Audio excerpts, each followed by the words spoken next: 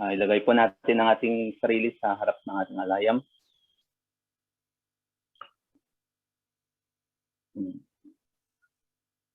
Ama namin.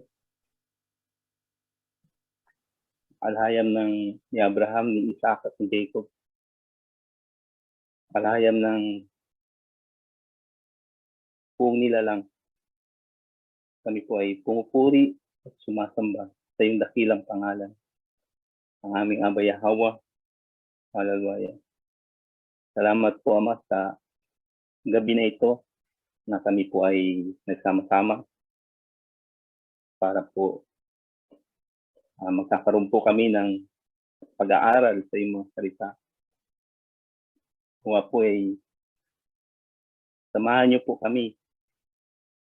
Dagdagan niyo po ang aming karunungan, ang aming pag-uunawa para po mapagbulay-bulayan po namin ang iyong mga salita. At para po ito ay magamit namin sa aming pang-araw-araw ng aming buhay. Linisin niyo po ang aming puso at isipan. Patawarin niyo po kami, Ama, sa aming mga kasalanan. At pinapatawad din po namin ang mga nagkasala sa amin. Naway, gabayan niyo po kami sa gabi na ito sa aming pag-aaral sa iyong salita, Ama.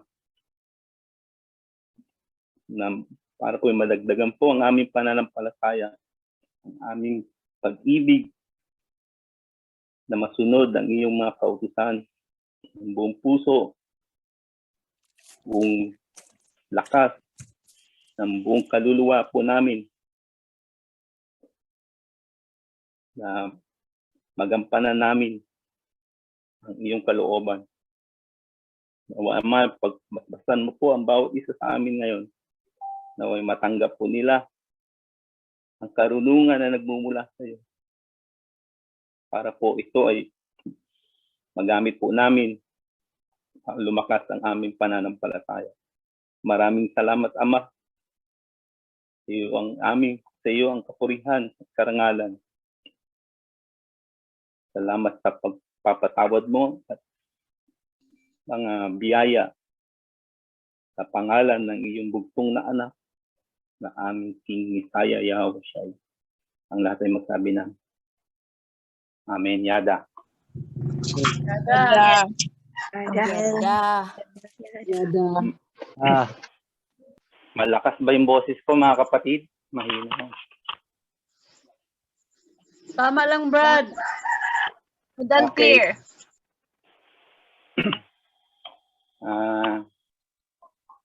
Sumainyo nawa ang pagpapala at kapayapaan ng alayam ng ating Ama at ng King Messiah Yahweh Shai. Magandang gabi po sa inyo, mga kapatid.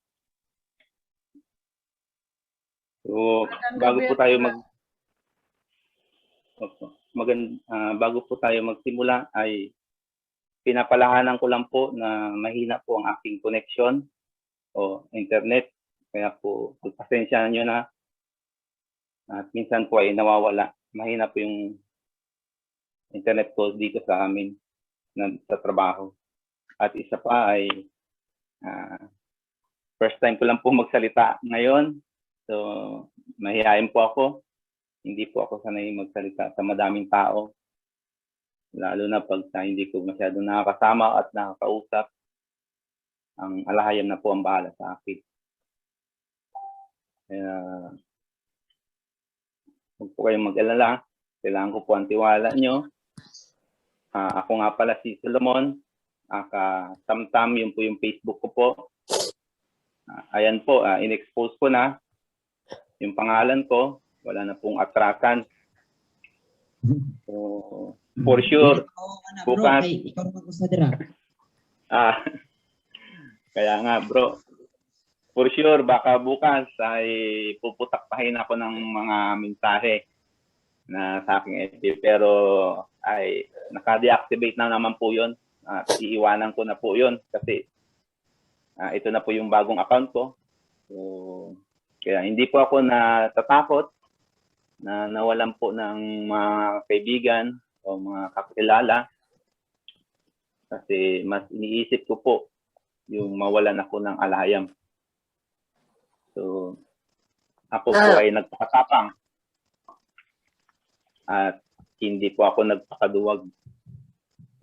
Dahil naniniwala po ako, mga kapatid, ang lahat ng Hebrew ay matatapang, hindi po duwag. Kaya yung mga nandito ngayon ay sigurado lahat ay matatapang. Amen. Yada. Do or die. Lahat. Yada. Yada. Kahalis ko lang din, bro. Yeah. Yada. Kaya mga kapatid, sabi nga po sa Joshua, magpakatatag ka. Sa Joshua 1:9, magpakatatag ka. Lakasan mo ang iyong loob. Huwag kang matakot o mawala ng pag-asa sapagkat ako si Yahweh na iyong alahayam ay kasama mo saan ka man magpunta. Kaya sabi, wag po daw tayong matakot. Ang alahayam ay laging kasama natin. Pagsusundin po daw natin ang kautusan niya. Kung matatandaan niyo po ang salitang kasama na alahayam is with us. Parang yun po yung Emmanuel na ibig sabihin is kasama natin ang alahayam nung pinanganak ang Misaya. So, yun po yung Misaya, ay ang Torah, yung salita, buhay ng salita. Kaya kung gagawin natin ang kalooban ng Ama, ang kautusan niya, tiyak na hindi niya tayo pababayaan. Tayo'y sasamahan niya saan man po tayo magpunta. Kaya wag po tayo matakot kung sinusunod naman natin ang Torah ng alahayam.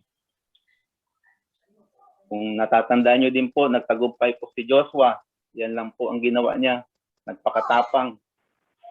Sinunod ang alituntunin, kautusan ng alahayam. So, sa panahon po ni Joshua, wala naman pong natayong kingdom. So, nagtagumpay siya. Nasakop niya ang mga kaharian. Ang ginawa lang po niya ay nagpakatapang at sinunod ang mga kautusan ng ating alahayam. Yun po yung binigay ng alahayam kay Moises. So, yun lang po yung sinunod niya. Kaya gusto ng alahayam yung mga hinirang niya ay matatapang. Ayaw niya sa duwag. Patunayan, ang mga duwag ay kasama yan sa lilipulin sa huling araw. Ang sabi nga po sa Pahayag 21 verse 8, subalit malagim ang kasasapitan ng mga duwag, ng mga taksil, ng mga nagpapasuklam-suklam, takahalayan, mamamatay tao, nakikiapid, mangkukulam, mga sumasamba sa Diyos-Diyosan, at lahat ng sinungaling ay magiging bahagi nila sa lawa ng nagliliyab na asupre. Ito ang pangalawang kamatayan. Kaya unang binanggit dito sa verse na to, mga kapatid, ay ang duwag. Kaya dapat po tayong magpakatapang. Kaya ayaw ko pong tawagin akong duwag. At lalong-lalo na, ayaw kong ikahiya ang Torah.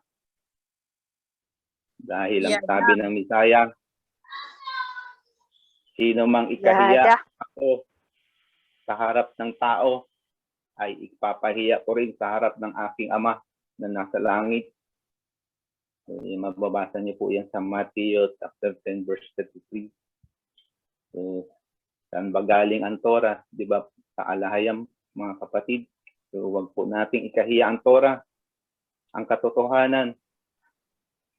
Kasi pag ikahiya mo yon, malamang sa huling araw ay ikakahiya ka rin sa harapan ng ating alahayam.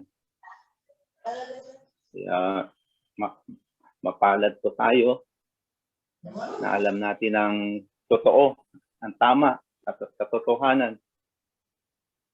Tama nga po yung sabi sa nasusulat, marami ang tinawag, pero konti lang ang hirangin.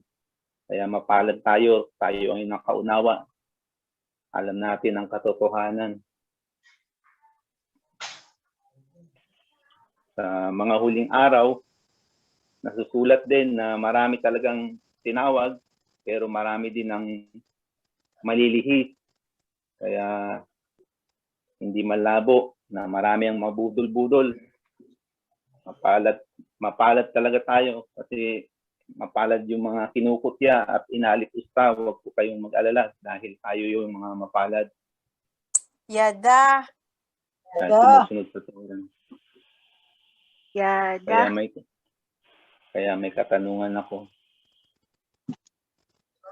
Meron bang duwag dito? Wala po. Tanan isog. Yung nagdadalawang isip na gaduwa-duwa ba? Wala. Meron ba? Wala, bro. Wala po. Wala. Isog gid tanan bato. Yada. Patay ko, So, patay si Solomon. Dura. Do or die. Alam na yung katotohanan, pero pilit pa rin sinusunod ang mali. Yung, alam niyo na po ang ibig sabihin nun. Sino ba ang susundin natin, mga kapatid? Ang tao ba o ang alayam? Ang alayam. Yung tao nga, hindi nga nila alam kung ano yung bukas. Hindi nga nila alam kung ilan yung bilang ng kanilang buhok. Kaya bakit po natin sila kakatakutan? Mas matakot po tayo sa alayam. Kaya mas tatanggapin ko pa kung ako'y tawagin na Cora kahit hindi totoo. Kahit tatawagin akong duwag. Kasi yung mga duwag, ayun yung mga walang bayag. Puro lang salita. Mas gugustuhin ko pang sabihin na Cora, wag lang akong sabihang tanga. Kasi yung, alam mo yung dalawa yung nagpapakatanga at sakatanga. So, pasensya na sa word, pero masakit. Pero kung walang manggagago, kung walang nagpapagago. So, yan po yung fact.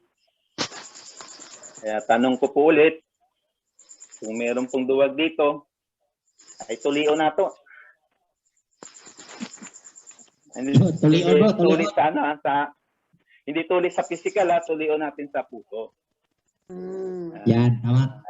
Yan, tama yan.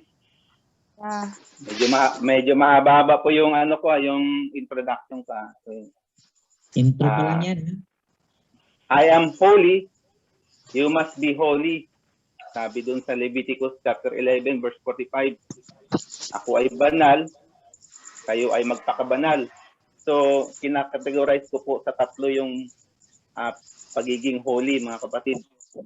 Ito po yung una, sa dugo, pangalawa sa katawan, at pangatlo sa espiritu. So, sa dugo, ang dugo, sabi sa Genesis chapter 9:4, ay buhay. So, kung kakain ka nga ng madumi, kunyari, baboy, ay yun po ay pumapasok po yan sa tiyan natin at yung yung tinatay po at saka iniihi yung mga excess. Pero yung nutrients na vitamins, minerals, WBC, yan po yung humahalo sa dugo. So kung madumi nga po yung kinakain nyo, ay hahalo po yan sa dugo at pwede po kayong magkasakit niyan. So meron po akong deeper explanation po dyan. In-example ko lang po na dapat po natin pakabanalin ang ating dugo. So ang pangalawa po, yung katawan, ay mahigpit po ang ating alahayam. Example lang sa buhok, sa balbas, sa tato, sa damit na sinusuot. So, wag na po nating lapastanganin ang katawan natin dahil sabi nga, ito po ay templo ng alahayam. Nasusulat yan sa 1 Corinthians 3:16. So, ang pinaka-importante sa tatlo na yon, ang espiritu.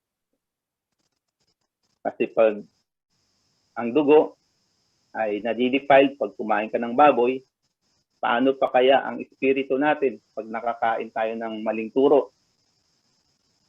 At madidefile po talaga tayo. Hindi, ang sabi sa Yeah. Mateo 4:4, ang tao ay hindi lamang sa tinapay na bubuhay, kundi sa salita, sa bawat salitang nagmumutawi sa bibig ng alahayam. So yung salita ng alahayam, yun po yung Torah na dapat nating kainin. Yung tama, hindi po yung mali. So ibig sabihin, kakainin natin ang Torah. Ang sabi nga ng Isaiah sa Juan 6:35, ako ang tinapay na buhay, ang lumapit sa akin ay hindi na magugutom kailanman, at ang magsumasampalataya sa akin ay hindi na mauuhaw. So alam naman natin, ang Isaiah ay ang Torah, ang buhay na salita. So kainin po natin ang mga salita na nagbumutawi sa ating alahayam. So sinabi din po ng Isaiah sa verse 53, John 6:53, na pakatandaan ninyo, malibang kainin ninyo ang laman ng anak ng tao at inumin ang kanyang dugo, hindi kayo magkakaroon ng buhay. So hindi po yan po literal na kainin yung katawan o yung inumin ang dugo, kundi po ang Torah. So ang Isaiah ay ang Torah. I am the way, the truth, and the life. No one comes to the Father except through me. Kaya yan po, ang Torah po ang salvation natin, ang Isaiah. So, kainin natin ang salita ng alahayam dahil ito ang buhay. Vitamins sa ating spirito. Subukan niyo pong hindi mag-Torah ng isang linggo, mga kapatid. Pamamahayan kayo ng masasamang pag-iisip. Kumbaga, madiditat tayo. Kaya ang bilin sa atin ay pagbulay-bulayan natin araw at gabi. Huwag natin ihiwalay. Kung sabi nga, itali daw.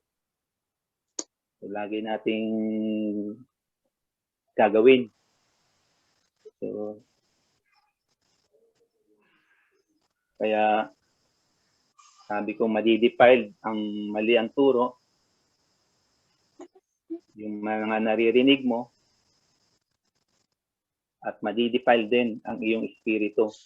So, kaya malaking responsibility po ang bawat nagtuturo. Kasama sila sa mga parusahan sa huling araw, yung mga propeta, false prophet. So, dahil dyan ay pag mali po ang ating nakakain na Torah o yung turo, ay madidefile po tayo. So, kaya sabi doon sa Mateo, tandaan ninyo, sa araw ng paghuhukom, pananagutan ng bawat tao, ang walang kabuluhan, yung mga salita na walang sala o paparusahan batay sa yung mga salita. Kaya doon sa salita, pag mali po yun, mga sinasabi, ay mapaparusahan po talaga.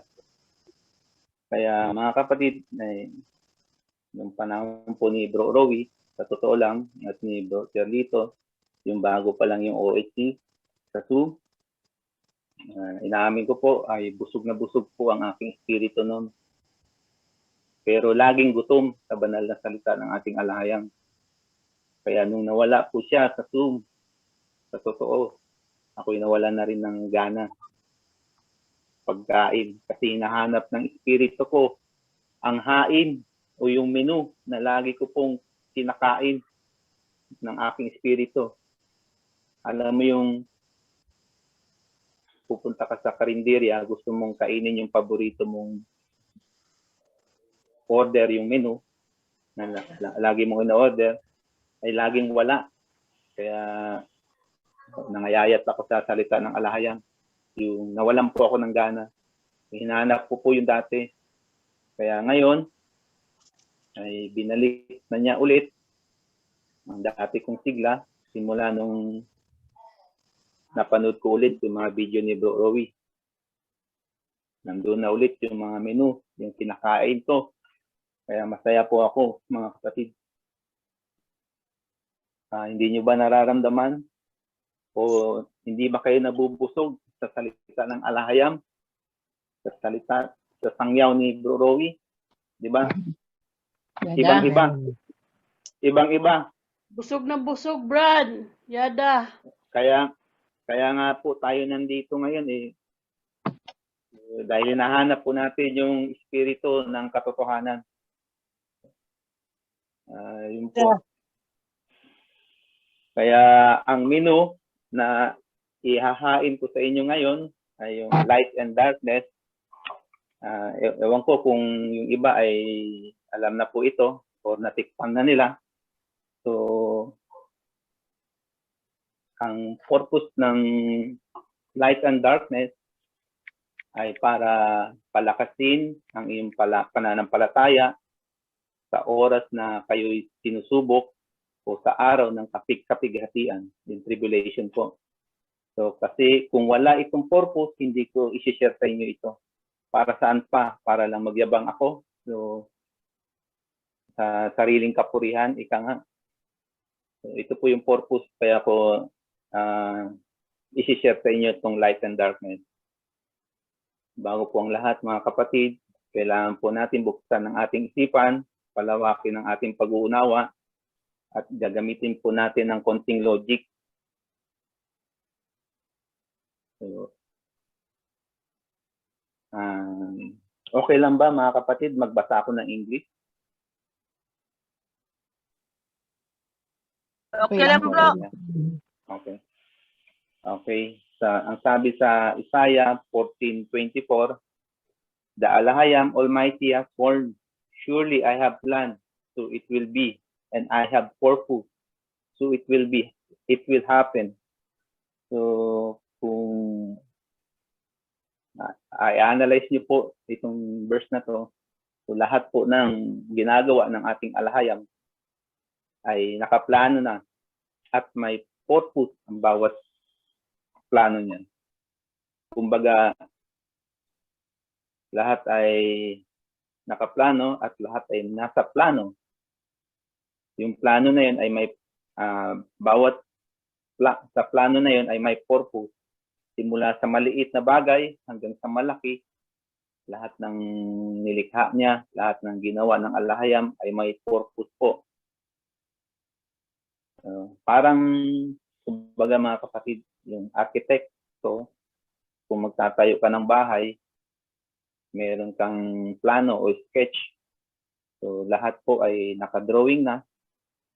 So bawat detail ng plano ay may purpose. Example lang po, ilaw, pintuan, mga pako, lahat po yan may purpose.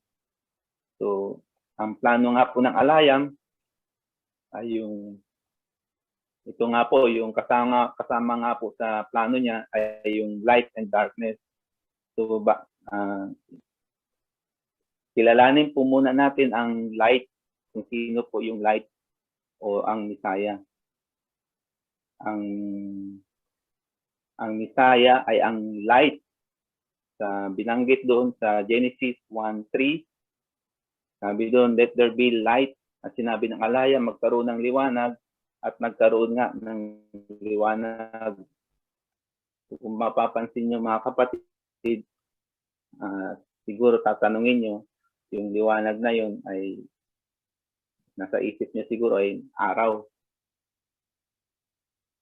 Pero ang araw at ang buwan at bituin ay nilikha niya sa Genesis 1 verse 16.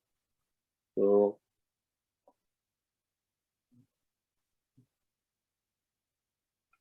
hindi po yung araw ang tinutukoy diyan sa Genesis 1:3. So, kilalanin po ulit natin ang Messiah.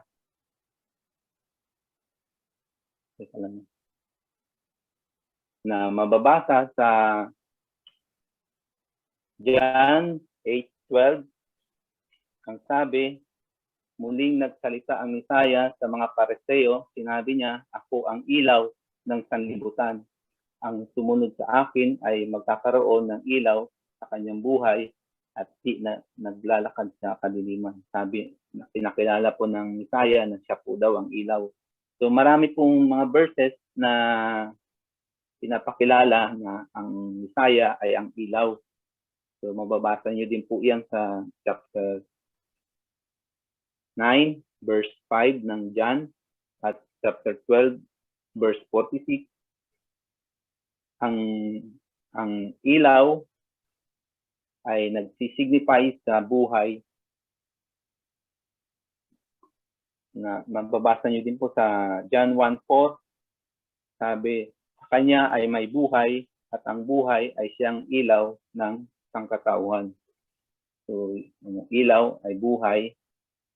Parang sinabi niya, ako ang ilaw, ako ang pag-asa, ako yung buhay. I am the light, I am the way, the truth, and the life. I am the light also. So, kilala na po natin ang ating Misaya, ang ilaw. Sunod po natin babasahin ang Colossus 1:5. Ang sabi dito, ang Misaya ang larawan ng alayang na di nakikita. Siya ang panganay na anak at pangunahin sa lahat ng mga nilikha. So, siya, ang dalawa na po ang identity ng Misaya. Una, ang ilaw. Pangalawa, siya po ang panganay, pangunahin sa lahat ng mga nilikha. So, meron pong mababasa din sa Kawikaan, chapter 8, verse 22. Nandiyan pa po ba kayo mga kapatid? Hello? Dito pa po. Yes, po. Kinig, Brad. Dito Loud and clear, Brad.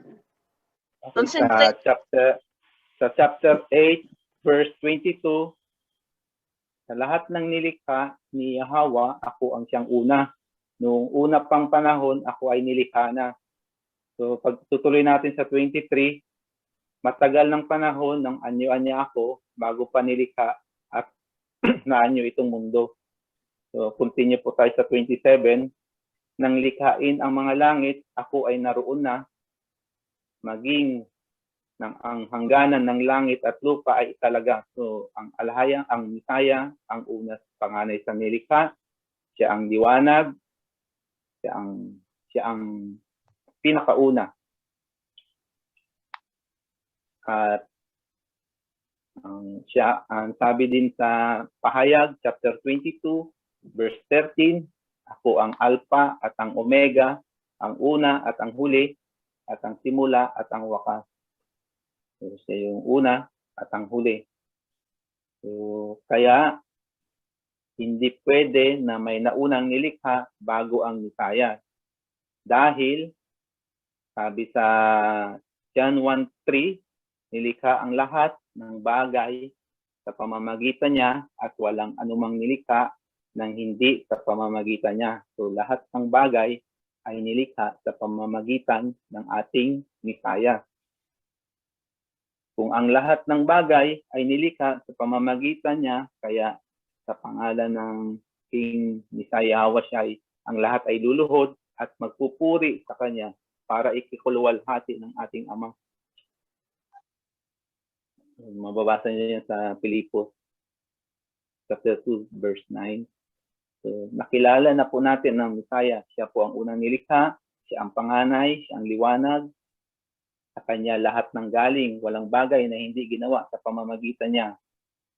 So therefore, lahat ng nakikita nyo ngayon, lahat ng kaliit-liitan hanggang sa planeta at mga bituin sa kalawakan na nakikita at hindi nakikita, ginawa lahat yan ng alahayang sa pamamagitan ng Misaya. Na mababa, yun nga po yung John 1:3. So siguro tinatanong ng isip nyo na ang liwanag nga po ay sa John 1:3 ay yun nga po yung araw. So ito po, babasahin ko po yung Genesis 1:16 na hindi po araw talaga yung tinutukoy na liwanag yan sa Genesis 1:3. So ang sabi po sa Genesis 1:16, At nilikha ng alahayam ang dalawang malaking tanglaw. Ang malaking tanglaw ay upang mapuno sa araw at ang maliit na tanglaw upang mapuno sa gabi. So nilikha rin niya ang mga bituin. So doon po nilikha ang araw, buwan at bituin sa chapter 1:16. Dito na po tayo sa light and darkness, no? And alahayam so that the light was good. Genesis 1:4 and 5. And alahayam separated the light from the darkness.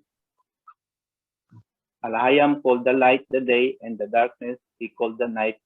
And there was evening and there was morning the first day.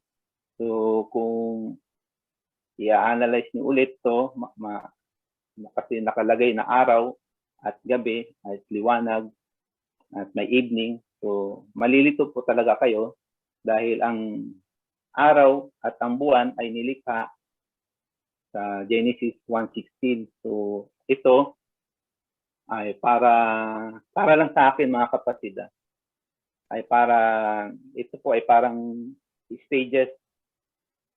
There is a morning, there is a day, so creation. So parang stages or chapter of creation na ginawa po ang light and darkness. So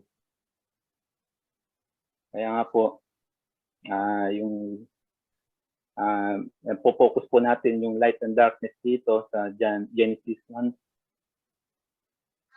chapter 1 verse 4 na ginawa ng ating alahayam. So if there is a light, there is a darkness. So if the Messiah is the light and 2C is the darkness. So the two morning star was created. So yung dalawang tanglaw ng liwanag. So ang two morning star na yon ay mababasa niyo po sa Pahayag chapter 22 verse 16. Ako ang Messiah. Ako ang Messiah ay nagsugo ng aking anghel upang sa inyo ay magpatotoo ng mga bagay na ito sa mga iglesia. Ako ang ugat at supling ni David, ang maningning na tala ng umaga. So the bright morning stars. So ang isang morning star ay sa Isaiah 14:12. Sabi niya, how you have fallen from heaven, morning stars, stand up down, you have been cast down to the earth. You who once laid low to the nation. So dalawang morning stars ang ginawa na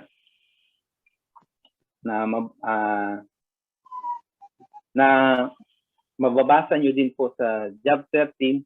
So hindi po natin alam kung ilan yung morning star na ginawa, no? Pero ang pinagkaiba lang po ng dalawang morning star, itong ating Messiah ay bright morning star. Unlike ang isa ay morning star lang.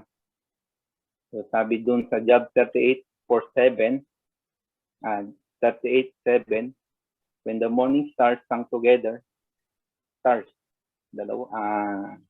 plural. So and all the son of Alahayam shouted for joy. So kung sisimulan po natin sa Job 38:4-7, habang ginagawa, when were you when I laid the foundation of the earth? Tell me if you have understanding. Who determined a measurement? Surely you know. Or who stretched the line upon it? On what were its the basis sunk, or what laid its cornerstone? So habang ginagawa po ng ating alahayam o sinusukat, ay nandoon po ang morning star sang together, and all the son of Alahayam shouted for joy. So ibig sabihin, habang ginagawa po yung earth ay nandoon na po yung mga anghel at morning star na magsusuporta po, na nandoon na po yung mga anghel na mababasa niyo po sa Genesis 1:26. sinabi ng alahayam, said, let us make man in our image. So, let us. So, plural po, no? So, hindi po natin alam kung sino po yung kausap niya, pero meron po siyang kausap. Hindi na, baka yung morning star o yung mga angel. So, yun po yung nagsusupport. So, okay lang po ba kayo mga kapatid? Okay lang, bro. Okay. Yes, bro. Tandaan niyo po mga kapatid, pagkatapos likhain ng alahayam, ang lahat sa Genesis chapter 1 hanggang sa 30. Ang sabi ng alahayam, and so all that he had made, and it was very good. So, ginawa po niya ang light and darkness, and yung mga universe or lahat ng earth, lahat ng mga planeta, and ang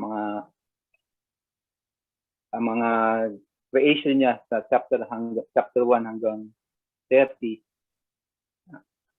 yun ay pinagmasdan ng alahayam at lahat na yan ay ginawa at lubos siyang nasiyahan sa lahat ng ginawa niya. So, basahin po natin sa Isaiah 45 verse 7.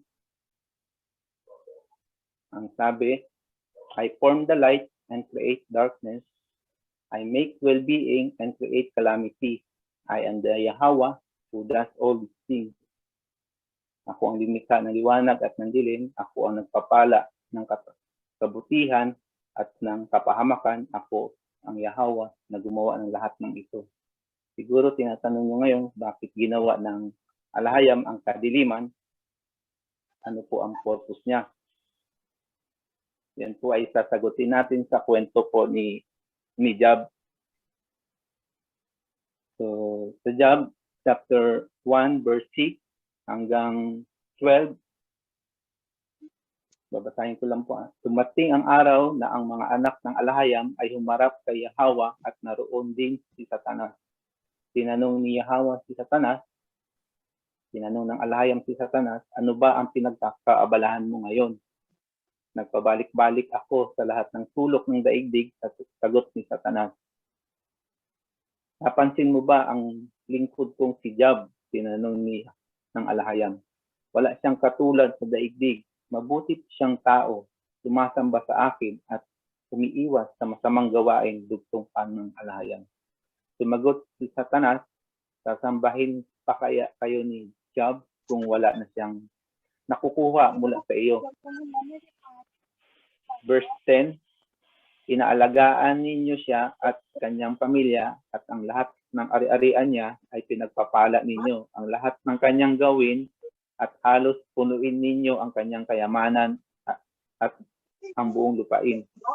Subukan ninyong alisin ang lahat-lahat sa buhay niya at harap-harapan niya kayong susumpain. So sinabi ng alahayam kay Satanas, kung gayon, gawin mo ang lahat ng gusto mong gawin sa kanya, huwag mo lamang siyang sasaktan. At umalis si Satanas at sa harapan ng ating alahayam. So pagkatapos na po yun, ay sinubok na po si Job. Namatay po yung mga anak niya. Namatay po yung mga alipin niya, yung mga alaga niya. Lahat po ay namatay. Pwera lang po yung asawa niya ang natira. Ang sabi po ng ating alahayam kay Satanas, sabi niya, huwag mo lamang siyang sasaktan. So, hindi po sinaktan ni Satanas ang si Job. So, 2 beses po sinubok si Job na mababasa nyo din po sa chapter 2. Sabi ng alahayam doon, sinabi ng alahayam, kung gayon, gawin mo ang gusto mong gawin sa kanya. At dito naman po ay sinabi niyang huwag mo lamang siyang papatayin. So yung pangalawang pagsubok po ni Job ay nagkaroon po siya ng mga sakit-sakit po, no? Yung mga iba-iba't klaseng mga sakit. So, kung mapapansin nyo mga kapatid, sa ugali ni Satanas ay nakikinig at sumusunod sa utos ng alayang. Kung ano lamang ang pinapagawa sa kanya, ay yun lamang ang sinusunod niya. Nasabi niya, huwag mong sasaktan yung una pong pagsubok, no? Hindi po niya sinaktan. Pinatay lang po ang mga anak at saka yung mga alipin at saka mga hayop. So pangalawa, sabi niya, huwag mo lang papatayin. Pinunod din po ni Satanas na hindi po niya pinatay. At kung ano lang po ang sinabi ng alahayam, yun lang po ang kanyang sinunod. So ibig sabihin, masunurin po si Satanas. Sinusunod niya kung ano lang, kung ang pinag-uutos sa kanya. So sa katunayan, na siya ay nakikinig at natatakot. Mababasa niyo po sa Santiago chapter 2 verse 19. Sabi doon, sumasampalataya ka na ang alahayam ay iisa, di ba? Mabuti naman. Ang mga demonyo man ay sumasampalataya rin at nanginginig pa. So, kung napapansin nyo,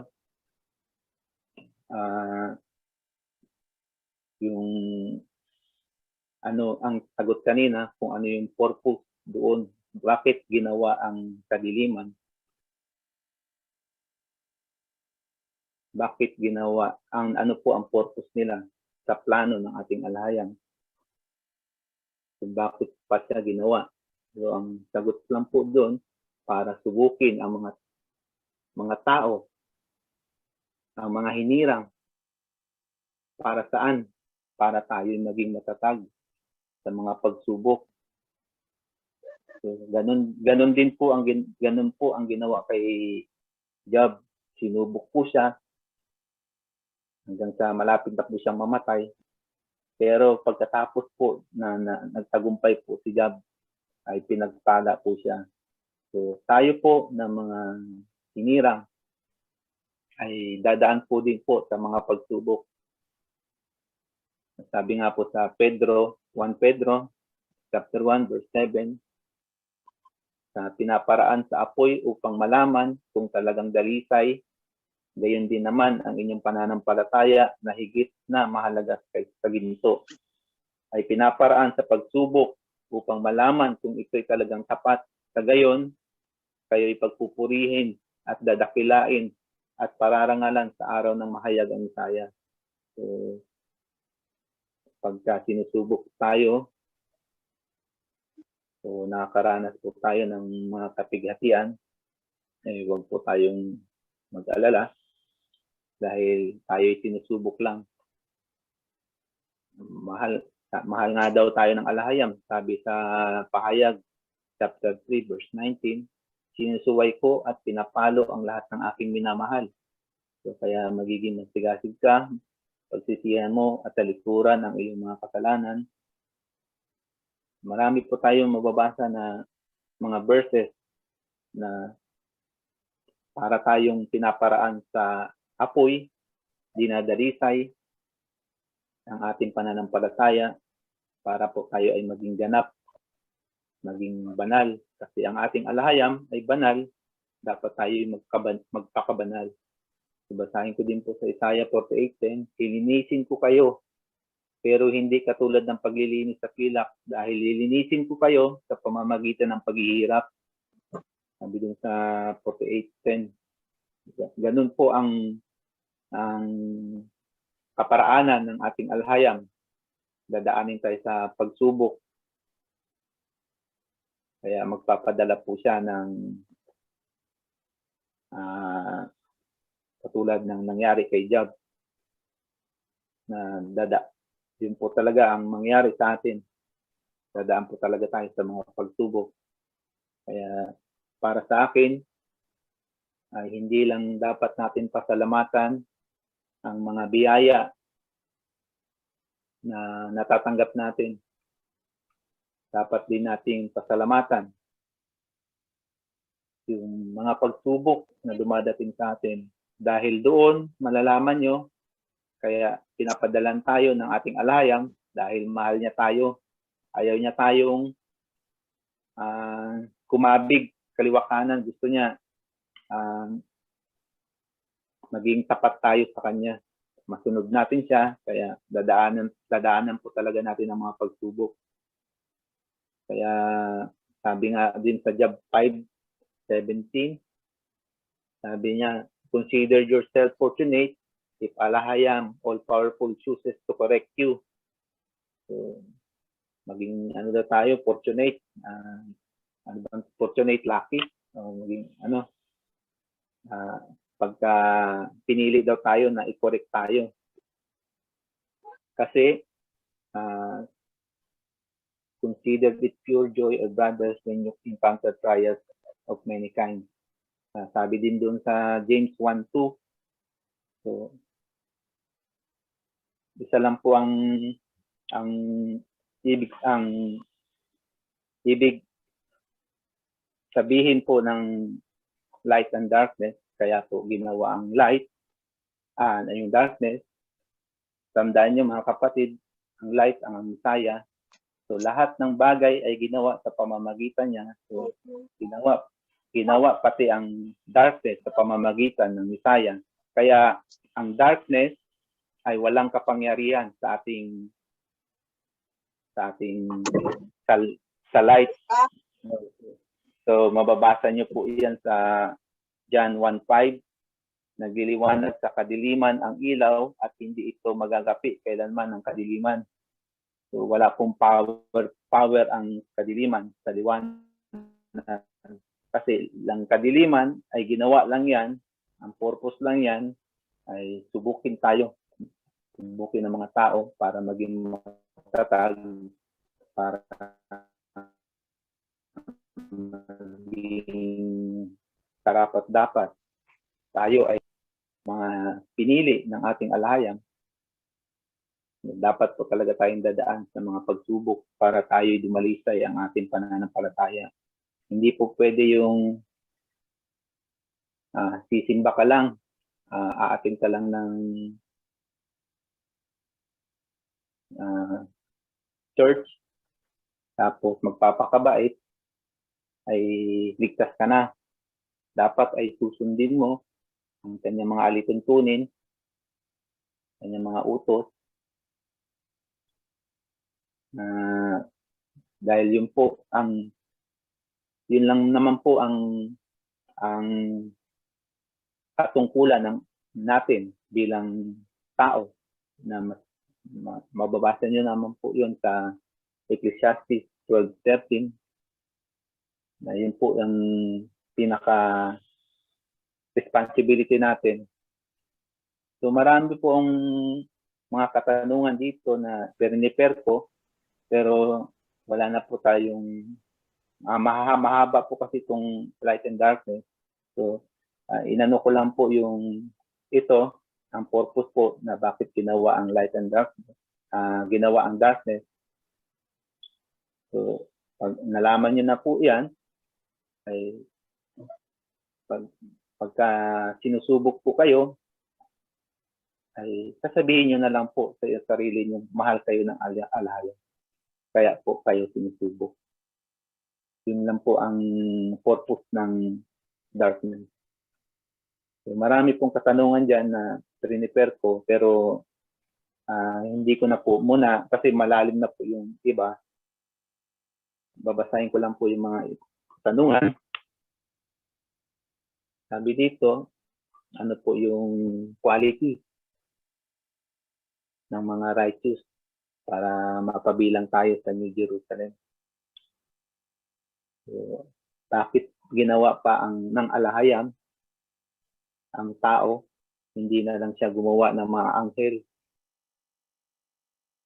para ilagay po doon sa New Jerusalem? Ano po, bakit dumaan pa tayo sa process? Nasagot ko na po yan. So para tayo subukin, para tayo maging dalisay. Maraming mga questions. So, ang sunod ko po dito na i-discuss sa susunod, hanggang dyan lang po muna tayo. Yun po yung the seed of light and darkness. And yung yin yang na po yun. Yun yung nasa atin po na hindi ko muna ay i-report. Kaya hanggang dito na lang po muna mga kapatid. Marami pong salamat at be blessed. Amen. Ayan. Yada. Yada. Yada. Magtanong yung tanong. Sige mga kapatid.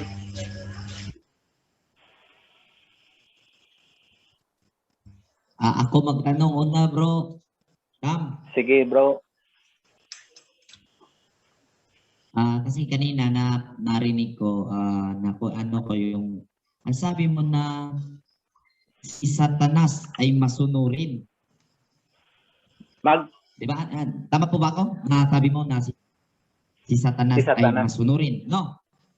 Masunurin. Tama. Masunurin ayon sa Yung so, narinig natin kay Job. Ngayon, doon sa Job na sinasabi na mapapansin natin doon na behave si Satanas. So, bakit ba ganon? Ito bang karagdagan mong explanation? Kasi sa mga nandito, ang karamihan na kanilang alam, si Satanas ay like a roaring lion na 24 hours na gumagala upang makahanap ng masisilo. Sige bro. Yun nga mga kapatid, bakit nga ginawa si Satanas ay parang ang roaring lion, masunurin. Katulad nga po ng sinabi ko po kanina na yung purpose. Kung imaginein mo nyo mga kapatid, kung gagawa ang ating alahayam na puro mababait, paano tayo susubukin? Paano tayo dadaan sa process kung walang masama? So, ang purpose ng darkness ay para tayo ay subukin. Para tayo ay parang yung pananampalataya natin ay maging dalisay.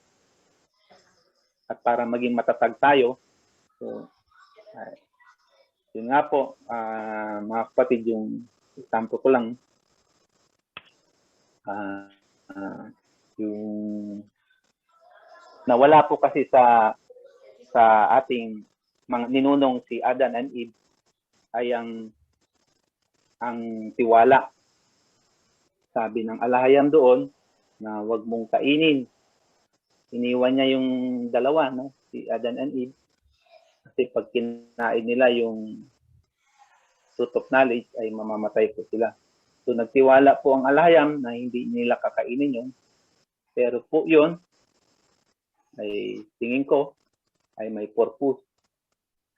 Pero ang nawala po talaga doon sa kanila ay yung trust. Kasi po kung meron tiwala ang ating alahayam sa atin, kahit ilagay ka pa doon sa mga defiled na mga bagay, nakapaligiran ka ng mga masasamang elemento, hindi ka pa rin bibigay kasi magtitiwala sa iyo ang alahayam. So, kailangan natin ibalik yun. So, kahit ilagay ka sa disyerto, kahit ilagay ka sa kahit anong situation, parang si Job, kahit anong situation, so, pag naibalik natin ang tiwala natin sa ating alahayam, Jack nun ay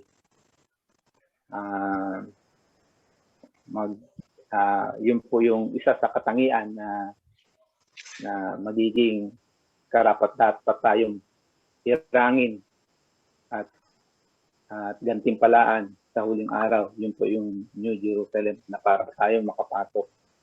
So, yun po. Kaya po, ayun, napahaba lang. Yun po yung purpose ng kadiliman. Okay. Sa pagkakaintindi ko sa sagot ni Brother Tam, Tama ba ako? I-correct mo lang ako, Brother Tam, kung ito ba yung sagot mo. Ito, i-summarize ko. Si Satanas is a part o materyales o kasangkapan upang tayo ay maibalik. Pinahintulutan. Pinahintulot ng Aba upang maibalik tayo sa origin design. Tama po ba? Part si Satanas ng kasangkapan. Kasangkapan. Tama. Lalim. Kaya nga nang nagbibiro po ako na Sabat yata yun nung sinabi ko na Pag walang sinabi ko sa Sabat na hindi po wala pong kapangyarihan si Satanas na pilitin ka. Decision mo. Wala pong kakayahan si Satanas na pilitin ka kung ano kung pilitin ka ba na gawin yung masama. Baga, nag-decide ka talaga.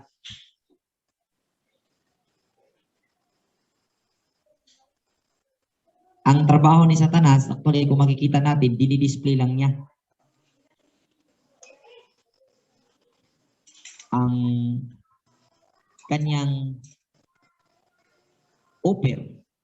Tapos, ikaw na yung nakakakita sa display, nasa sa atin na po kung ito'y ating kukunin, yung display. Kumbaga, sa loob ng utak ng tao, mayroon niyang dalawang side, yung good and bad. Built-in na yan sa atin.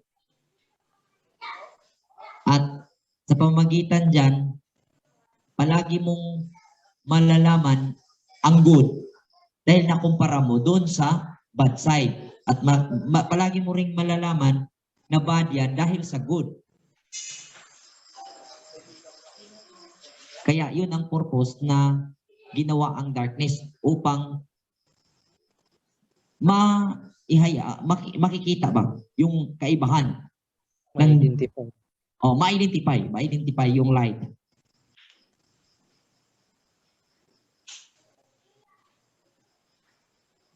Kasi para sa akin, yung gagapusin sa huling araw, pagdating ng huling araw, yung sinasabi, hindi po yun si Satanas. Ang old serpent po yun. Yung first victim ni Satanas. Yung unang bunga ba? Sa kasalanan. Yung kasalanan, yung anak sa kasalanan. Yun ang totoong son of perdition. Hindi po si Pablo.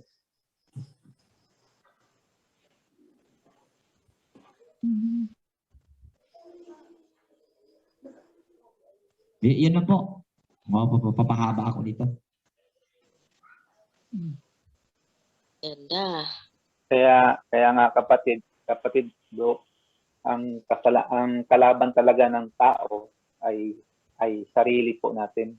Yan. Sarili. Tama. Tayo po ay binigyan po ng kaunawaan, pag-uunawa sa tama at mali. So, nasa atin na yan kung saan tayo, sa liwanag ba o sa dilim. Pipiliin po natin yan. Pero ang tao nga po ay gusto nila sa kadiliman. Na nasusulat naman po yan sa dyan. Kalimutan ko po yung verse. Ang kagustuhan ng tao ay gusto sa kadiliman. Kaya ang sabi nga po din sa atin na alamin po natin ang sa ating sarili kung ito ba ay o kadiliman. Yan po ay mababasa po yan sa Luke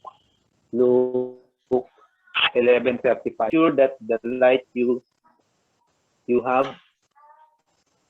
think you have is not actually a darkness.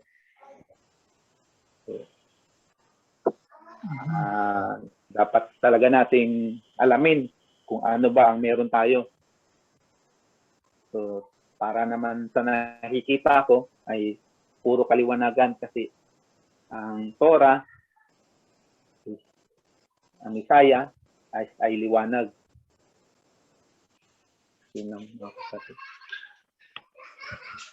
Okay, kasi po, kung mapapansin natin, brother and sister, sa buong Torah, wala pong pinag-uusapan doon na si Satanas.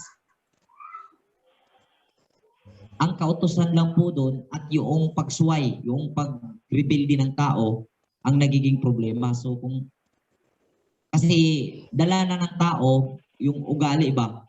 Kasi kung titingnan natin yung sitwasyon ng Israel, galing sila sa pagkatalo na ano sila ba? Na slave. Physical and spiritual na slave sila. So mayroon na silang baon-baon na mga kaugalian na mula sa Egypt na kung saan doon sila naninirahan ng mahabang panahon at hindi na nila na-maintain yung kultura or yung ugali ng kanilang ninuno na si Jacob at sa 12 patriarchs. Mapapansin natin sa Torah, wala po kayong mababasang Satanas. Tama po ba? Baka nagkamali ako, baka may nakabasa dyan. Ibang translation. Mayroon Satanas?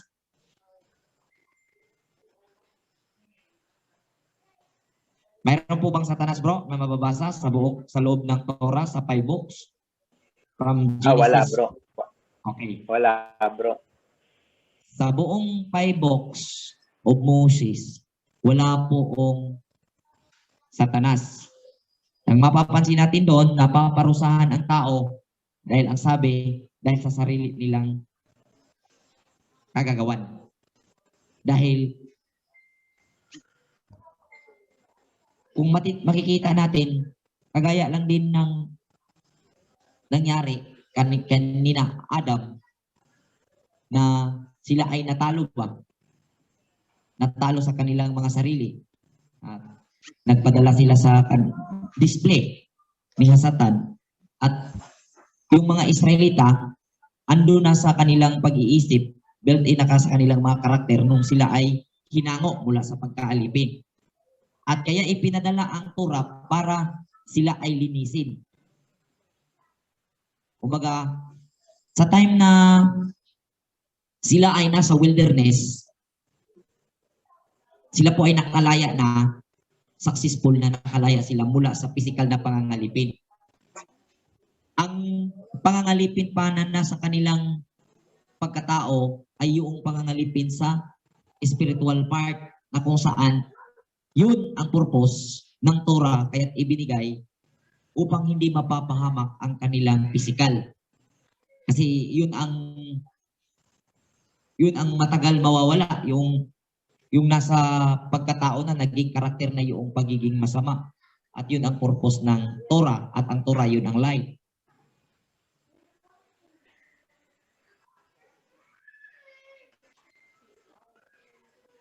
Hanggang ngayon, yun din po ang nangyayari sa atin. Paulit-ulit lang ba na ganun ang nangyayari? Dumating ngayon ang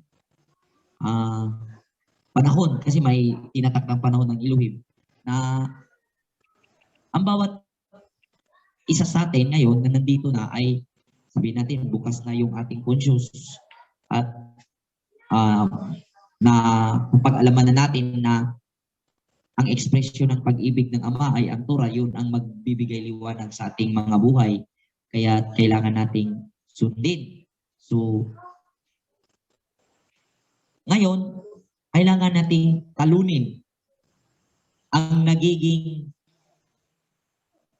karakter natin na nandito na sa atin. Kasi late man, mas una man tayong aminin man natin sa hindi, sa panahon ngayon, pagka nagising tayo, na-open yung ating conscious, nakapwisto na yung kasamaan sa ating mga buhay.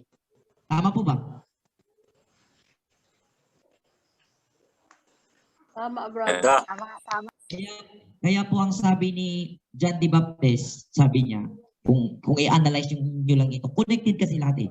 Ang sabi ni John the Baptist, sabi niya, ako ang babautismo. Bautismo mean cleansing. Maglilinis. Ako ang maglilinis sa inyo sa pamamagitan ng tubig. Pero itong sumusunod sa akin ay mag-cleansing or maglilinis sa inyo sa pamamagitan ng Espiritu.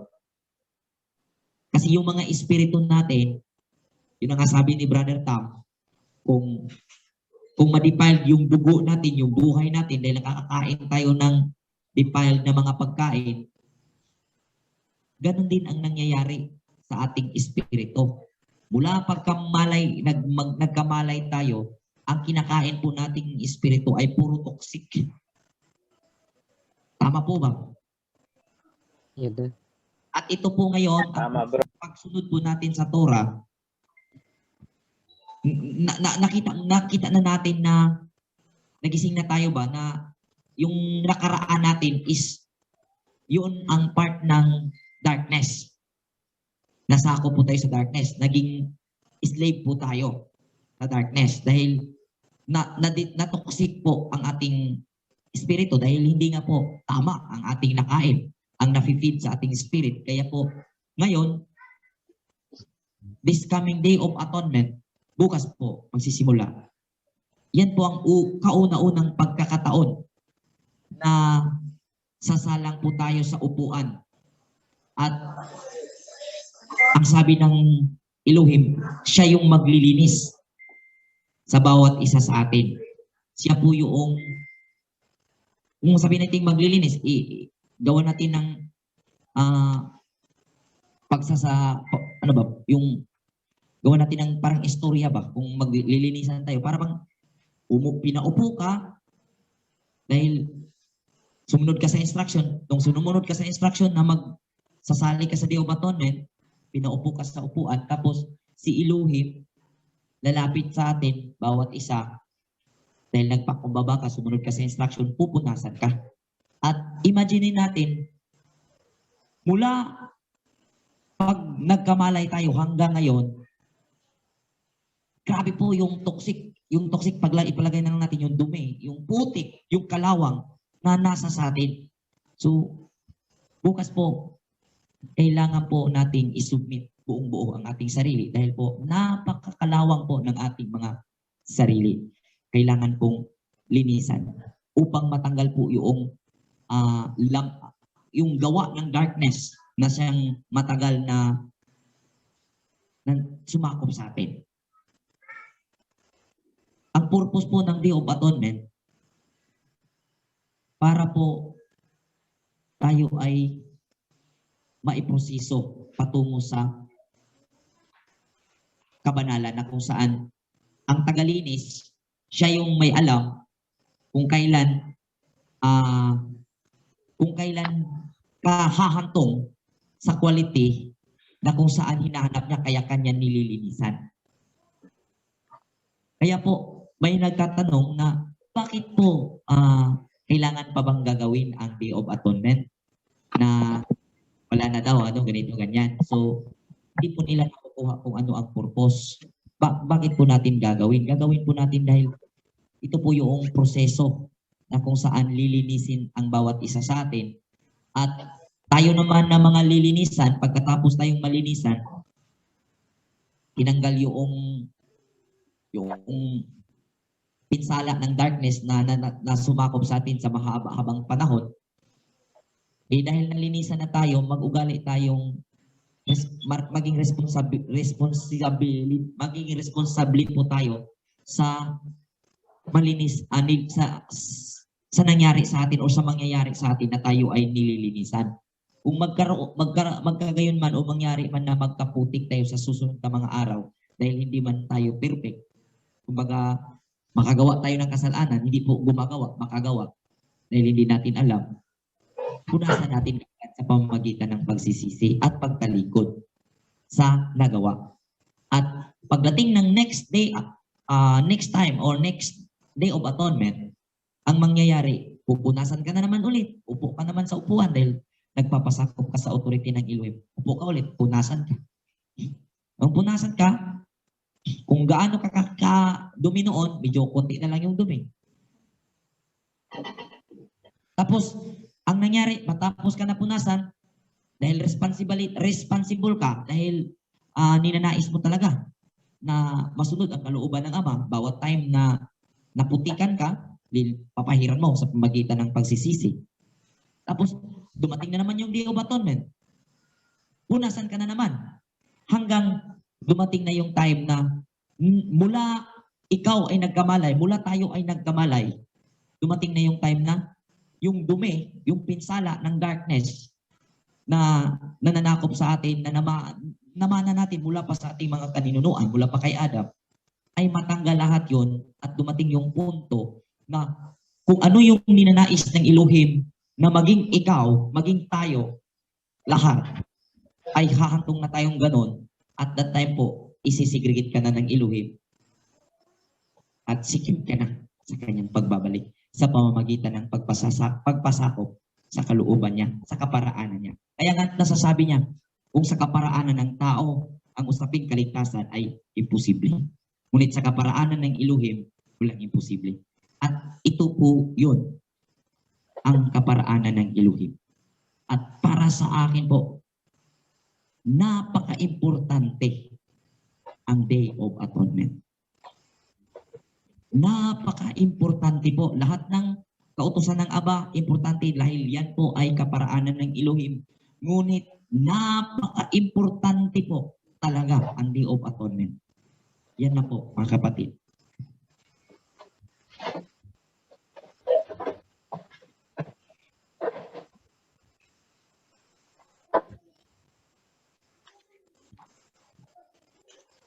Yada.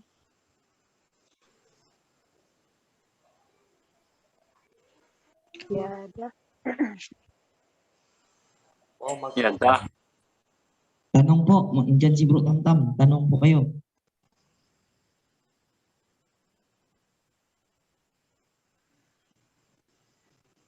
Wala na magtanong, tulugan na to. Pakulaw nga na sila, bro. Maulaw man sila magtanong, bro.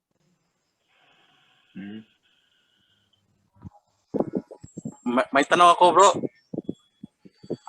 Sige, bro. Sige bro, tanong ka bro.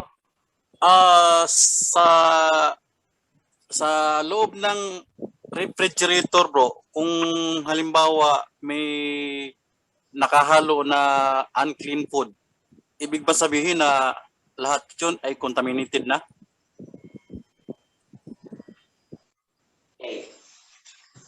Bro, Ako ba sasagot? Contaminated ba daw yung example sa loob ng ref, mayroong baboy at mayroong doon din po nakalagay yung pagkain. Sabihin natin pagkain niya. Ganito na lang pinakamadali. Sa isang pamamahay, ikaw lang ang mananampalataya. Tapos, siyempre, ikaw lang mananampalataya, ikaw lang yung kumikilala sa kautusan. So, yun talaga ang tendency. Ano ba daw ang tanong niya, defile ba lahat ng pagkain doon sa loob ng refrigerator? Ayon sa aking kaalaman lang, kapatid, example ko lang yung sa ng babae, menstruation. Pagka hinawakan mo yung may mens na babae na nalagyan ka, ay defiled ka na. So, kailangan mong maligo ng within 24 hours. So, ganun para sa akin lang kapatid, hindi ko pa kasi masyadong naano yung na yan. So, ganun din pagka sa pagkain, kunyari, ang kinakain mo ay manok, tapos may katabi siya na baboy. So, madi-defile din po yung manok kasi magkatabi lang naman yun eh. So, kung para sa akin lang kung maaari, ihiwalay mo na lang, lagyan mo ng ng Tupperware na hindi siya magtatabi yung dalawa para hindi talaga ano. Tama po, Yun lang. bro. Ganito po yun. Oh, tama itong sabi ni Bro Tamtam. Kung titingnan natin sa istriktong pagpapatupad ng batas, defiled po yan. Pero ganito, dahil nga po ay napunta tayo sa ganitong sitwasyon dahil nga ito na nga yung sinasabi ni Bro Tamtam kanina na yung kanyang sabi sa Isaya ba yun, Bro Tam, na ang kanyang pagsusuway ay hindi sa pamagitan ng apoy kundi sa pagsubok. Ano ba yun? Sa Ano ba yun? pagsubok. Oo. Dahil sa puntong ito, dito dito makikita ang Elohim na talagang ma-evaluate ba kung gaano ba tayo nagrespeto or natakot sa ating kilalang Elohim. Kasi ganito mangyayari niyan, mayroong iba na, ay, total, hindi ko naman maiwasan, hayaan na lang. Di ba talaga maiiwasan, hayaan na lang. Wag. Ipalagay natin nandyan sa loob ng freezer. Pero, humanap ka ng paraan. Hindi mo man hawak na, di ba din pwede na sabihin mo na, lalo na nakikitira ka lang. Gawin mo. Buong sikap na may apply mo yung kabanalan. Example, ilagay ng ipasok mo sa loob ng Tupperware. Tapos sabihin mo sa mga kasama mo na sa bahay na hindi po ako kumakain ng baboy. Dahil kung nakita nila na nire-respeto mo sila, re-respetuhin ka rin. Kasi kung ang mangyayari, di ka na kumakain ng baboy, tapos pag nakakita ka ng baboy dyan sa loob ng freezer, itatapon mo sa labas, di ka nila mauunawaan. Maliban na lang kung ikaw ang boss sa pamamahay, pwede mo yang gawin dahil ilalim sa authority mo. Pero kahit kailangan i-apply natin yung yung malawak na pag-uunawa. Kuha mo ko, Bro Eldy? Nakuha mo yung sagot namin ni Bro Tams? Yes, bro. Kaya pala hindi ako nagkamali ng ginagawa kasi bumibili ako ng mga Tupperware ng ice cream. Doon ko nilalagay yung pagkain ko. Tama. Yeah. Good. Tama. Ako yung mag-guide sa atin.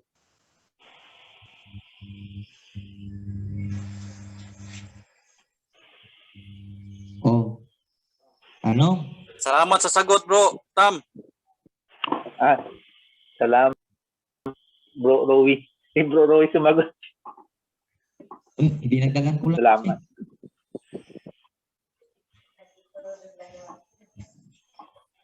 Magtanong pa. Kung wala nang tanong sa Light and Darkness, magtanong na lang po kayo sa bukas na gagawin sa araw ng Day of Atonement. Sige po, open po tayo para bukas para makapaghanda po tayo. Ay, ang una kong tatanungin, nandyan Sis Lini. Tuloy po ba kayo bukas, Sis Lini? Madaling araw? Dito?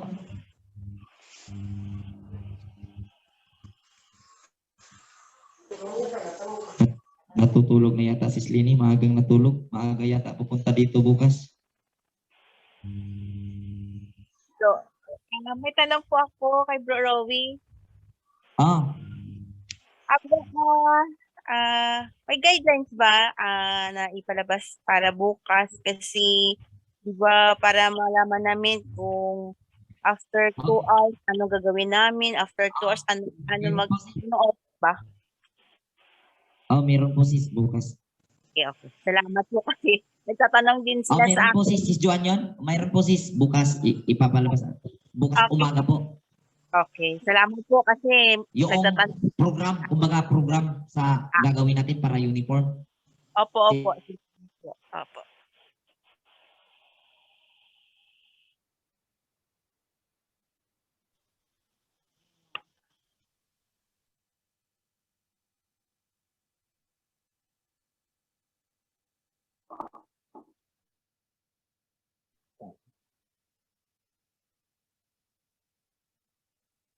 Natahimik.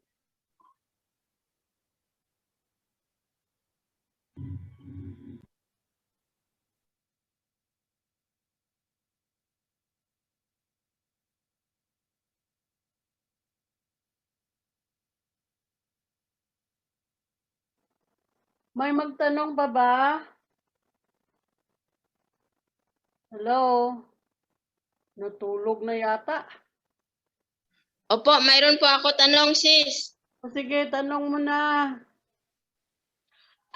Bro, Rawib, ay yung, di ba sabi, yung lahat ng kasalanan o pagkakamali, yung nagawa, isusulat sa papel. Pagkatapos, ano ba, tapos ang pagsulat noon, susunugin ba yon?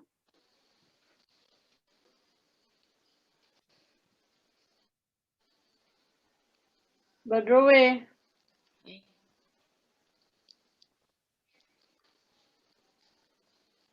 Brad?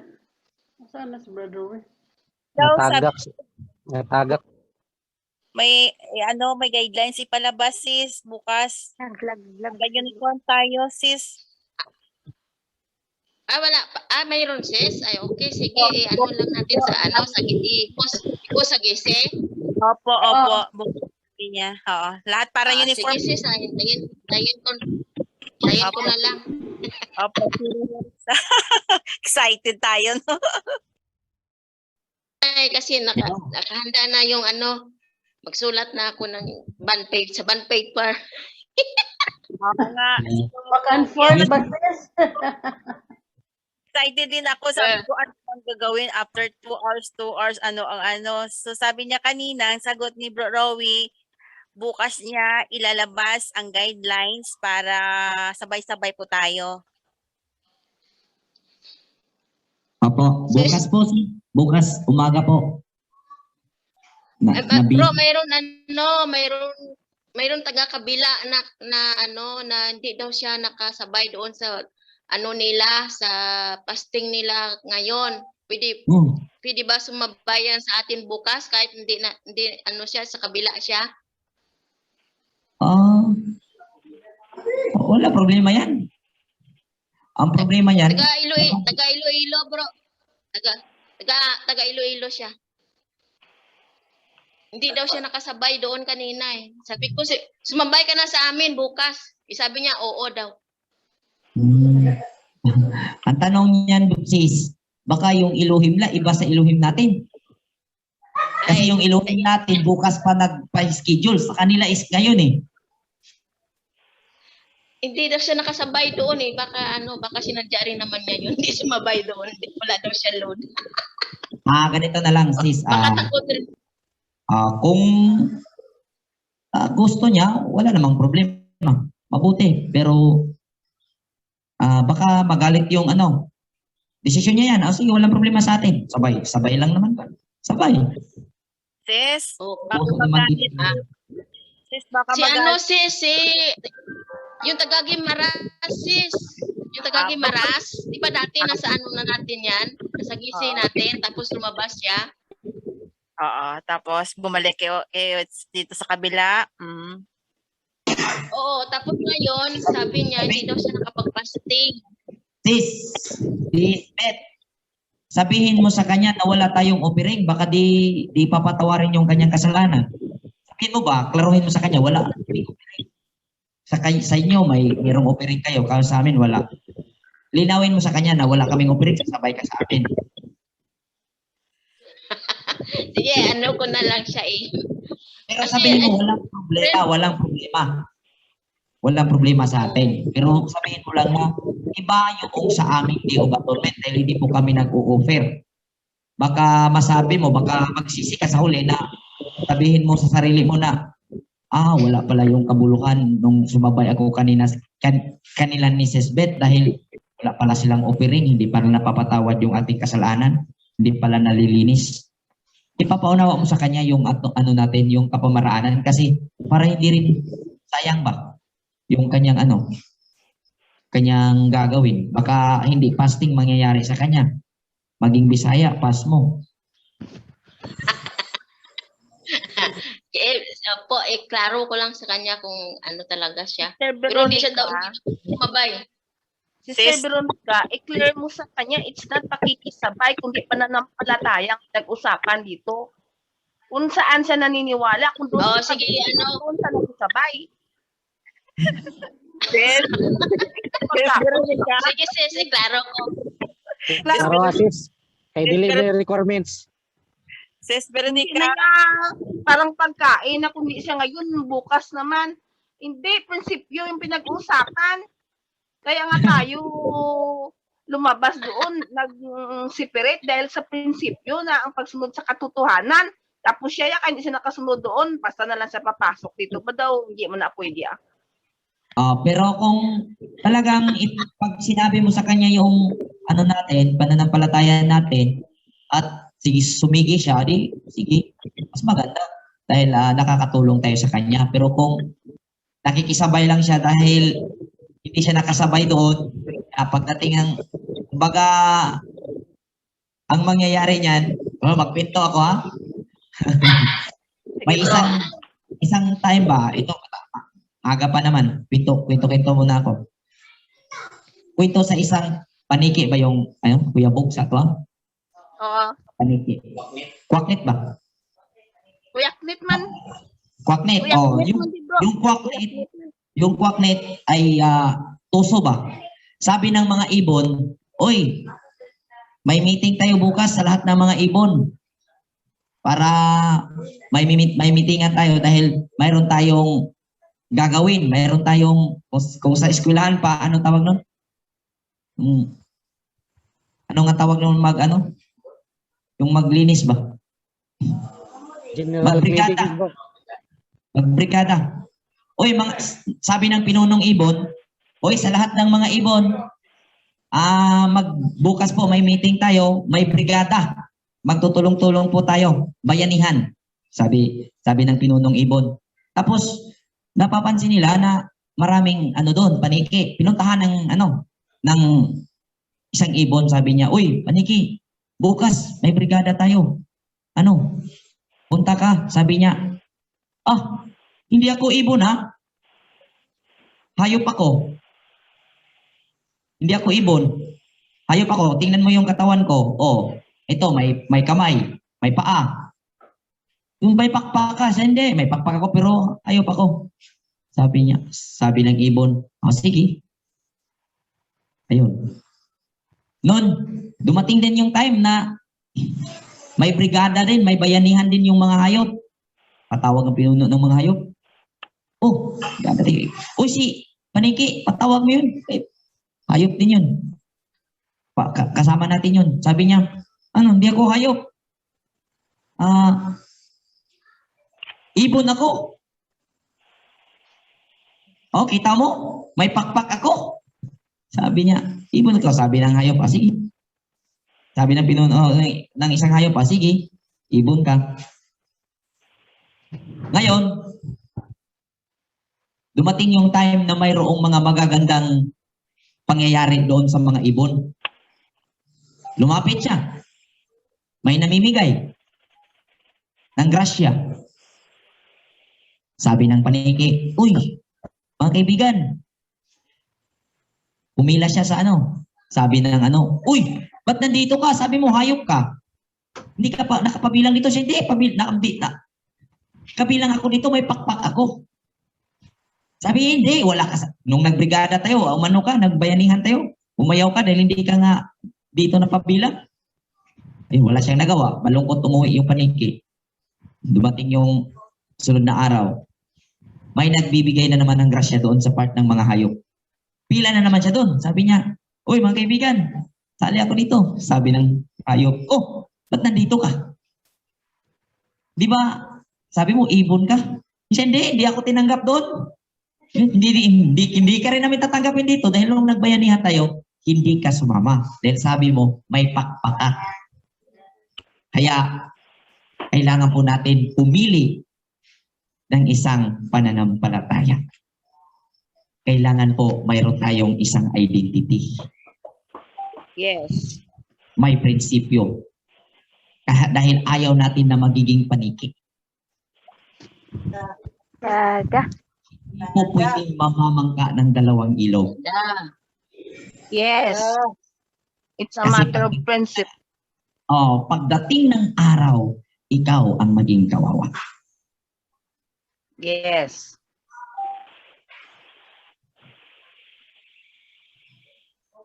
Sa halip na meron, nawala patuloy. Yung may grasya na sana.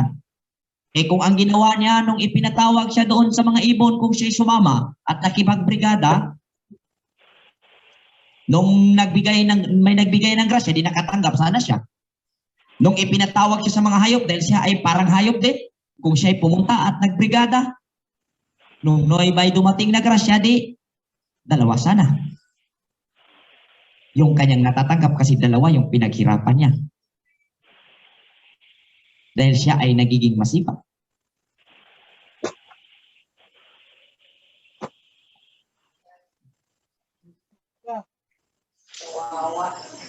Kaya, ang pinakasigurado, kung ano yung dapat tulungan, dapat gawin, at ikabubuti, gagawin natin. Nang sa ganon, matatanggap natin ang reward sa bawat ginagawa natin. Do balimbing na yung style niya? Pero po, ipaliwanag niyo po ang ating kapamaraanan. May mga elders natin dyan sa Panay. Kausapin niyo, ito po yung ano natin. Baka magsisi ka na sumama ka sa amin, nakikisabay ka sa amin.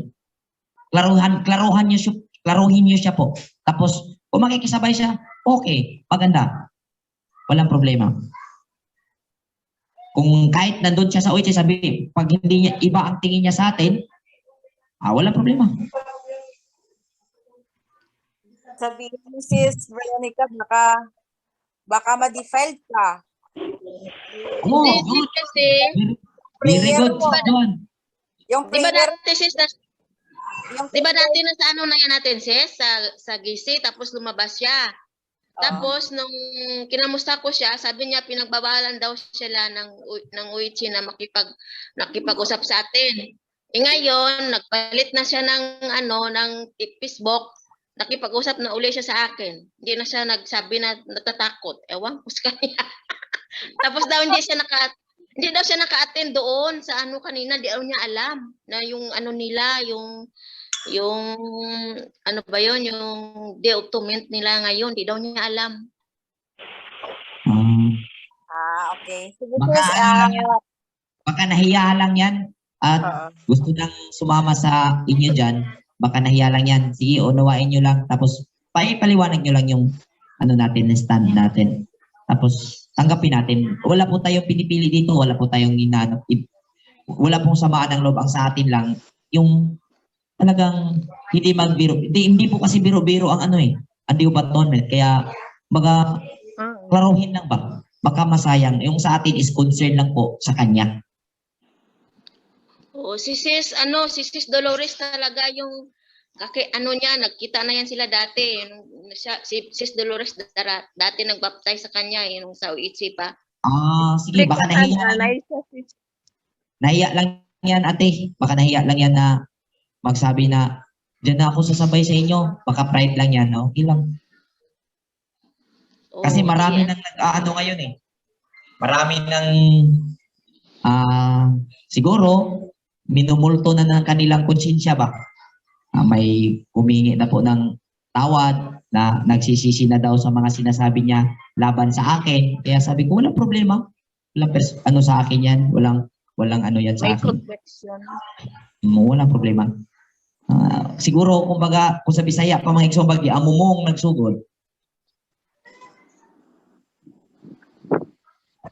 Yuko dos konsensya, bro. Konsensya na ba? Kahapon lang kagabi, may tumatawag sa akin.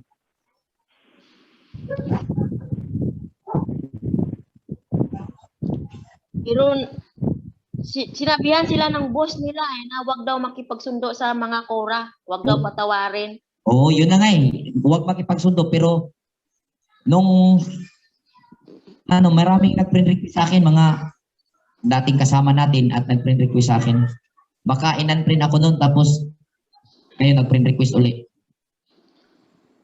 Baka nakonsensya na sila bro. Ni ano na sila ni Aba. Baka, oh. Hindi yung iba siguro diyan, Brother Rowie, na nanonood na sa YouTube mo. Kaya na-open na yung isip nila. Ganun na nga siguro kasi tiningnan, minonitor ko yung part 1 ng Pablo series natin mga kapatid. Good news dahil nag 1K na ang views. So, ibig sabihin nag 1K Wow! views noon, 3 Yada. weeks ago. Ibig sabihin mayroong mga nanonood na hindi natin kasama at hindi nga lang nagko-comment kasi ma-identify man pag nag-comment, hindi nag-comment, nanood lang. Sabi ko, at least nakikita natin nga yung ginagawa natin ay talagang makikita natin na kalooban ng Ama dahil ginagamit. Dahil nakakaabot sa kanila yung mensahe. Kahit hindi nga yun, sabihin natin, magandang presentation dahil nga madilim pa yung mahina pa yung boses. Pero kung saan yung yung part 1 kasi yun hindi pa klaro yung boses. Tapos nasa mga bandang alas 11, alas 12 ng gabi ni-record namin yun kasi halatang katulugo na ba? Pero yun pa ang Oo, yung ginamit. mukha niyo. Late night, Yung mukha ano po yun niyo. Gabi-gabi Agad na na po. mukha niyo. O kasi Oo. ni-prepare ko yun mga mga alas 2 hanggang hapon. Natapos sabi ko kay Brother Rex, talakayin natin to. Hindi na natin pabukasan. Kaya yun, nakita ko 1,000 na okay, 1,000 na yung views o na. So kumikilos na. O sabi ko kumikilos na yung yung katuruan ng Elohim na kung saan pinapanalangin ko na makakarating sa mga tupa na kagaya natin. Bro Rowie, Bro, 3K na tayo ngayon. subscriber, 3K subscriber. Pero yung views natin sa part 1 ng Pablo series. Wow. Yada.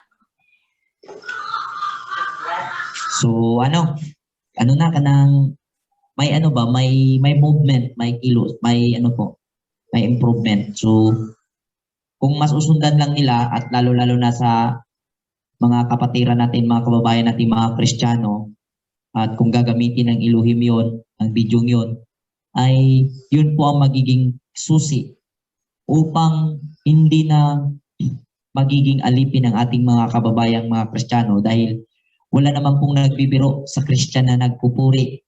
Alam ko po kung gaano yan kaseryoso at gaano kadedicated ang mga kababayan nating Kristiyano dahil lahat po ng kamag-anak ko, pastor na yung papa ko, hindi po biro, pero hindi po basta-basta yung kanilang dedication. Ang lang kasi is sila ba? Slave sila sa maling pangunawa kaya matigas ba. Pero kung ito na yung time na gamitin ng Elohim ang kumbaga na ba? Kahit ganun lang kasimple, kung gagamitin tayo ng Elohim ay maiparating yung tamang pag-unawa sa mga sulat ni Pablo na kung saan samot-samong lumalabas na mga pang-unawa at lahat sumisipa sa kautusan. Ngunit hindi naman yun ang stand ni Pablo. Oy, mag-aalas 10 na. Magtatanong na po kayo tungkol sa Day of Atonement bukas. Kung wala na, closing prayer na po tayo. Magtatapos na tayo. Daw clear naman lahat, bro. So, ang cleansing procedure nasa GC na po. At ang program na lang, ang bukas na lang po, i-send. Bro Tam, okay na tayo? Wala si Bro Tam. Nakapag-closing prayer na ba o wala pa? Wala pa, bro. Ikaw pa inantay. Sige, closing prayer tayo mga kapatid para matutulog na tayo. Bukas mag-cleansing tayo sa tubig. Okay, manalangin tayo. Aba Elohim ng aming mga ninuno. Ba, salamat ng marami sa ginamit mong kapatiran namin ngayon kung saan ibinahagi niya ang light and darkness at ang mga lesson ng mga katuruang ito ay tiyak na nakapagbigay ito ng karagdagang kaalaman at nalalaman namin ang purpose ng darkness, kung bakit nandyan. Salamat Aba. At alam namin, kumbaga ngayon Aba, alam namin na lumilinaw yung aming paglalakbay patungo sa iyong pangako, na kung saan na-identify na namin ang mga mahihiwagang bagay na nasusulat sa iyong mga banal na kasulatan. Salamat po ng marami Aba, at patuloy kaming nananalangin na buksan mo ang aming mga paningin sa mga mahihiwagang bagay na nasusulat sa iyong Torah upang magawa namin ang nais mo, upang masunod namin ang kalooban mo, at maibahagi rin namin sa mga kaanakan mong hindi pa nakakasama namin. Kung gagamitin mo man ang bawat isa sa amin, Aba, handa po kami na pagpagamit. Ibigay po namin ang full authority bilang ikaw ang aming iluhin at ikaw ang aming susundin. Ang kalooban mo ang siyang magiging guide sa amin upang mangyari ang mga nais mo sa aming mga buhay. Aba Elohim, nakikita mo po ang aming mga puso't pag-iisip. Ikaw po ang nakakakita ng aming mga pangangailangan, ng mga kaanakan mo. Ikaw po ang nakakakita, Aba, sa mga kahinaan at mga kamalian na hindi namin nalalaman. At Aba, ang pinapanalangin namin na huwag mo kaming pababayaan, na sa time na kami ay magkakamali, paalalahanan mo po kami upang hindi po kami mapupunta sa hindi magandang sitwasyon. Pinapanalangin po namin, Aba, na kung saan ang aming mga paa ay nakapaghakbang na sa hindi tama na landas o sa maling daan, paalalahanan mo po ang bawat isa sa amin upang amin pong malalaman na kami po ay nagkamali.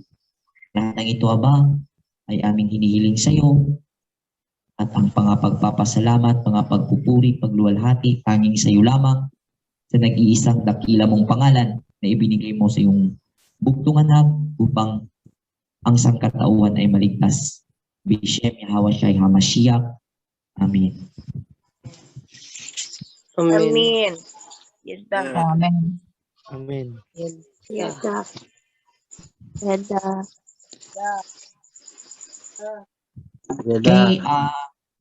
Okay, salamat Bro Tam. Salamat sa lahat ng kapatiran. Salamat sa mensahe mo Bro Tam.